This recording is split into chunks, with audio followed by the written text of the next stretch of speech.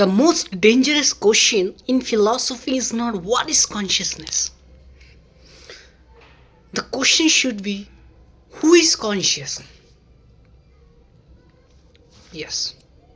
We speak of a self as if it were a thing, the one who chooses, the one who suffers, the one who remembers.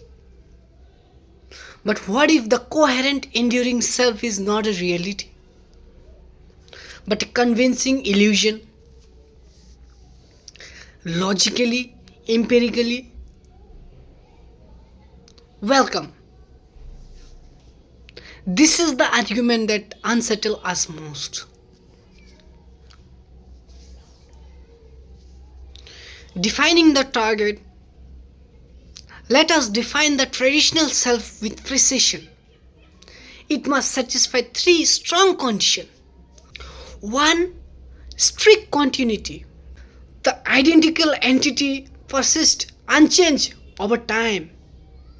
Number 2. Perfect unity. A single subject integrates the entire field of experience. 3. Genuine agency. A conscious controller initiates action. If this fail in their strong form, the traditional self cannot hold. Evidence from science and introspection challenges each one. Literally. So, continuity first, cells replace themselves. Memories fade and rewrite. Personality evolves. The child you were shares little with the adult here now. There is psychological connectedness, but no identical core persisting unchanged. Classic evidence suggests no strict continuous thread. Only patterns, radioactivity narrates as me, the subject me.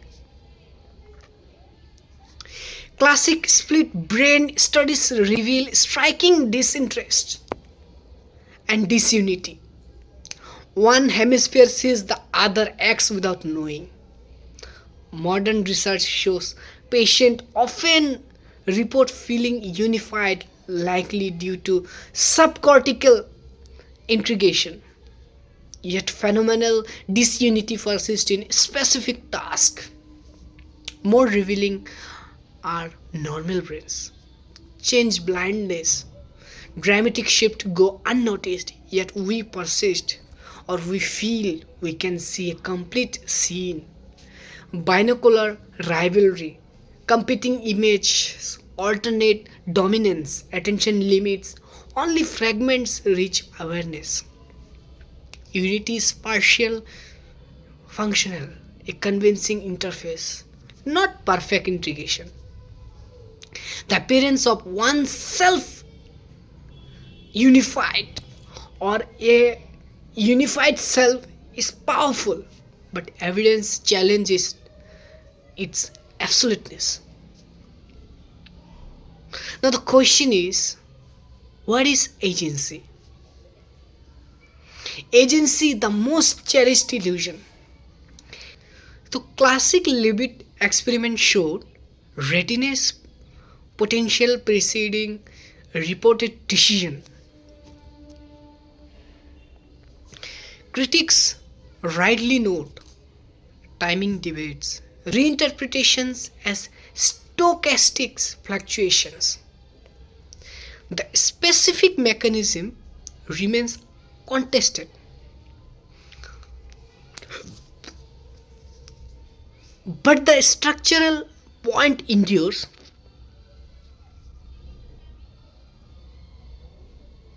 Name one decision where you consciously authored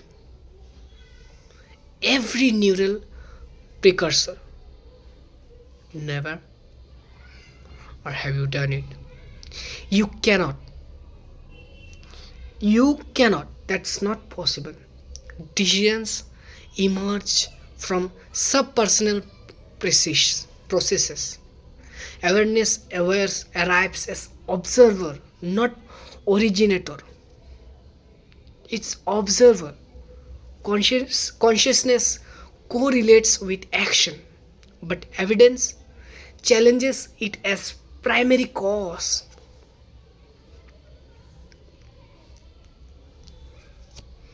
The feeling of agency is real, its casual primacy is not.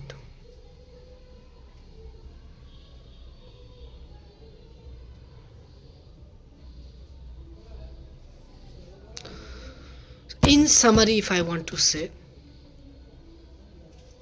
continuity challenges unity, partial at best, agency retrospective.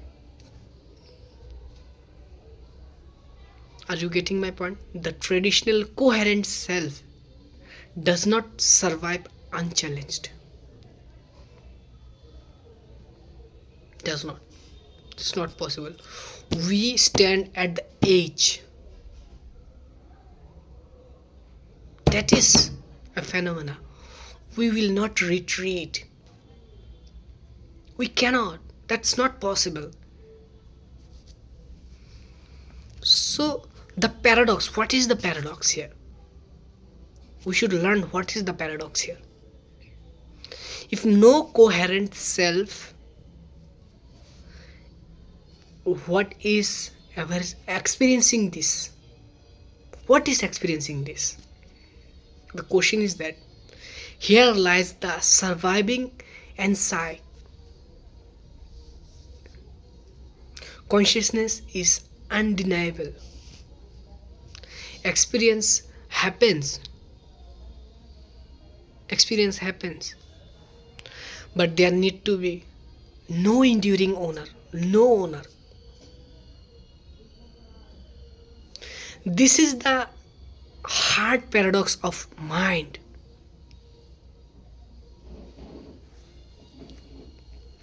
And we need to accept it. Convergence happens. David Hume never found a self, only perceptions. Direct perfect identity as relation, not entity or entity. Buddhist anatta, direct observation of no self. Direct observation. So nothingness. Traditions converse or converge. The self is narrative convenient. It's a narrative. We need to accept that. The feeling of objection, the feeling objection is that,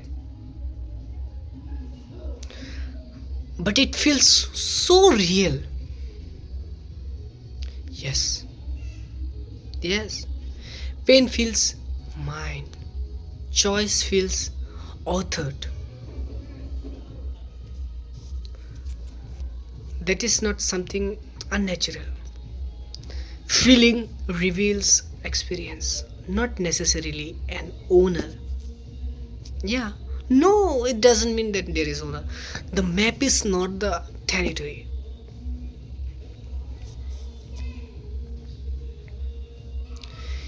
I is useful pronoun, not proof of an entity.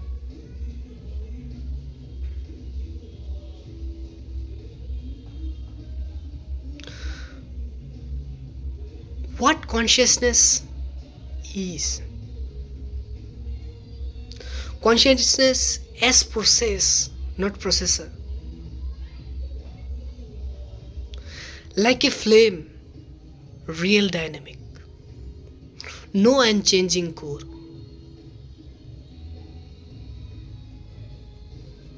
Like a whirlpool, pattern, no separate thing.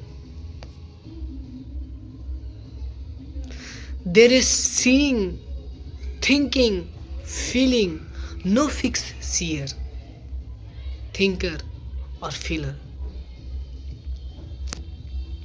The verb sustains the illusion of a noun.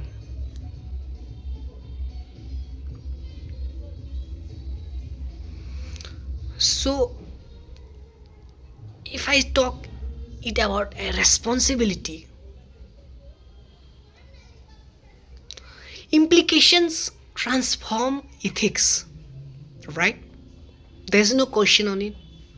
Responsibility without a blameworthy self is very irrelevant. Yes, more precisely,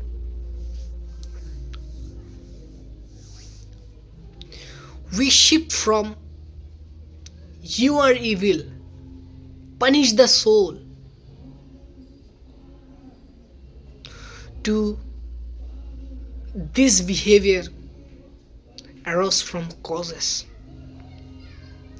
Address them. Try to naturalize it. Trauma, neurology, environment. Intervene casually, not retributively.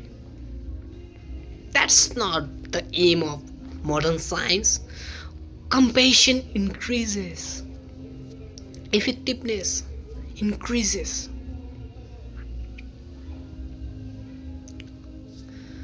We protect society by understanding, not by pretending free floating blame or blame.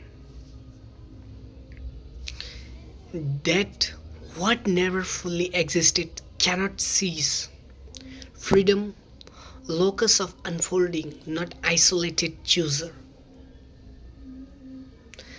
Separation dissolved. So, at last point, the defense mechanism should be a very coherent. The self functions as shield against centerless experience.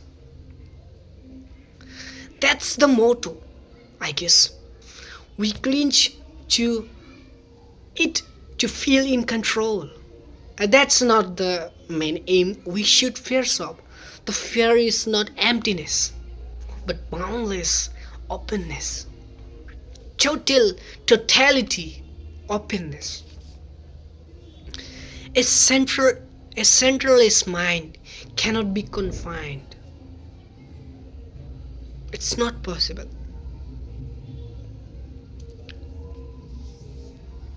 The final incision, if I want to say, we land in honesty. Consciousness, real. Traditional self, challenged beyond repair. Beyond repair. What you fear losing was a story. Powerful, necessary, but not ultimate.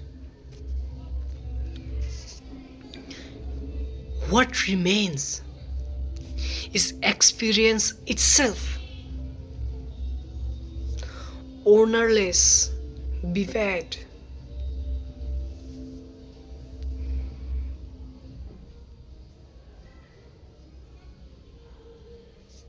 At closing, I like to say,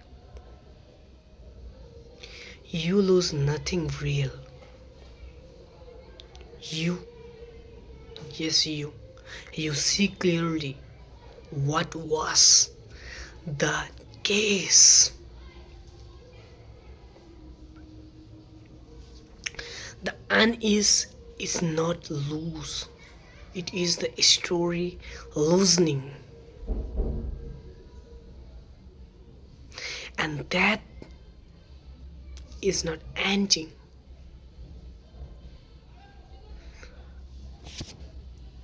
It is the story. It is the start of direct seeing.